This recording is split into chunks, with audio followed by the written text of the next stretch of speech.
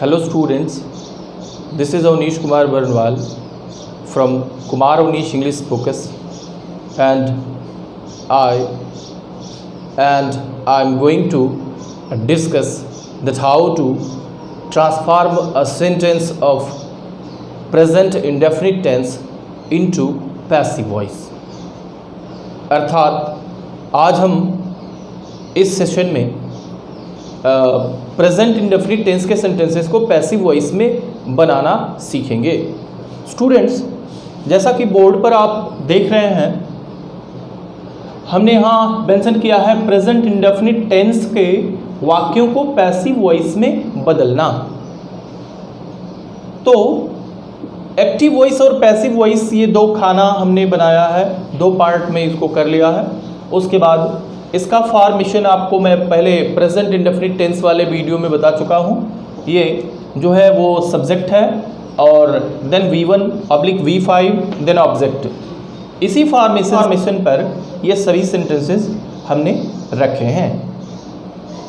और भी present indefinite tense के जो सेंटेंसेस होंगे उन्हें आप इसी फॉर्मेशन पर रख सकते हैं या समझ सकते हैं। अब इन सेंटेंसेस को हमने लिया और इन सेंटेंसेस को लेने के बाद ध्यान से सुनिएगा, please listen to me carefully. And then I tried.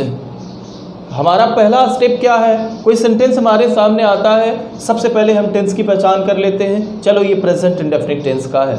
And the second step is to recognise the object given in the sentence. वाक्य में दिए गए ऑब्जेक्ट की पहचान करना। तो आइए हम देखते हैं इसमें कैसे हम फाइंड आउट करते हैं इसमें ऑब्जेक्ट क्या है।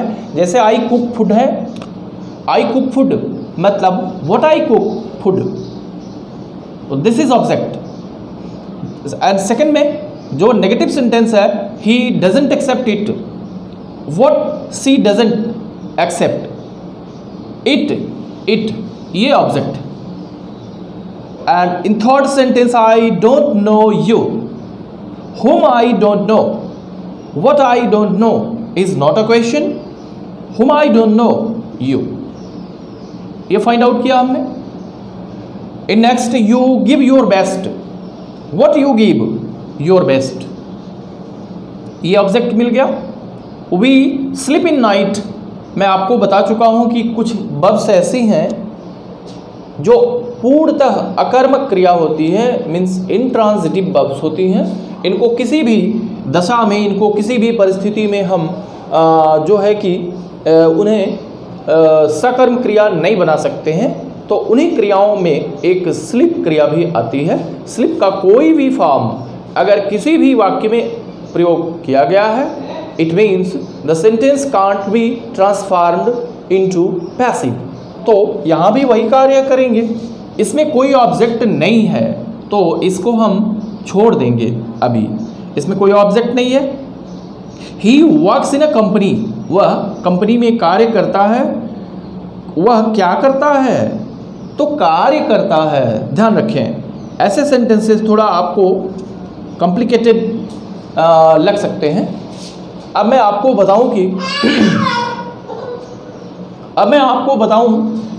जब हमने इन दिए गए सेंटेंसेस में से ऑब्जेक्ट को फाइंड आउट कर लिया, तो अब इसका फॉर्मेशन आप सदैव याद रखेंगे, अपनी नोटबुक में इसे लिखेंगे।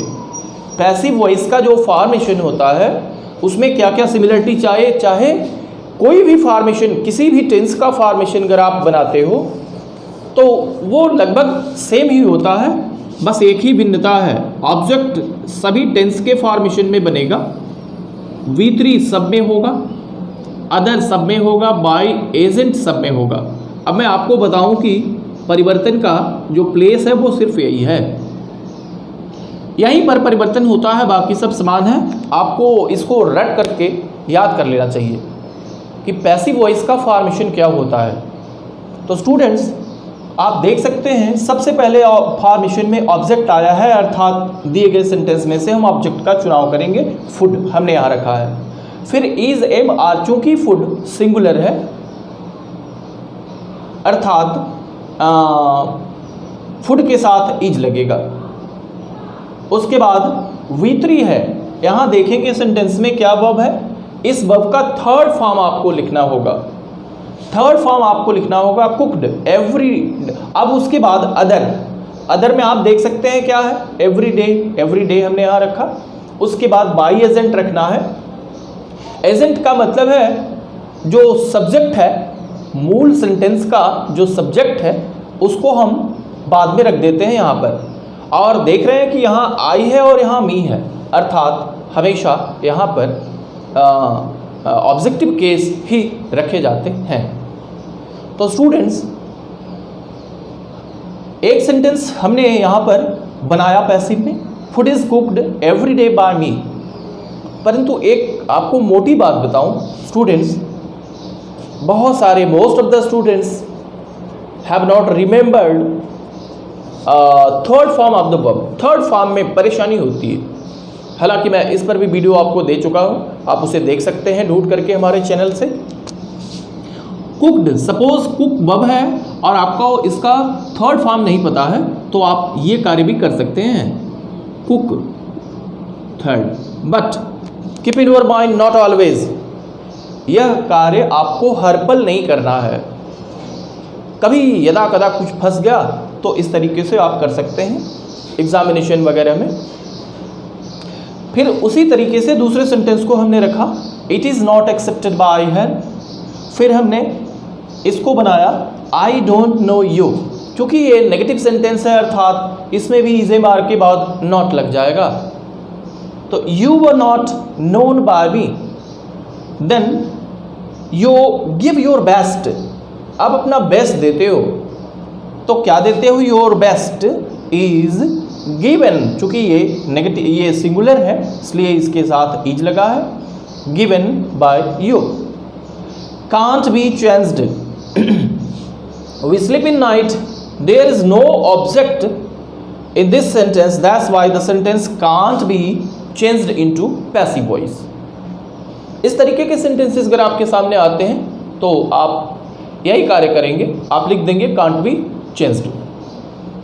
Then he works in a company. भाई अब आप एक चीज़ यहाँ समझें, ही वर्क्स इन ए कंपनी, अब इससे हमको बहुत कोई मतलब नहीं रहा। अब मैं आपको बताऊं कि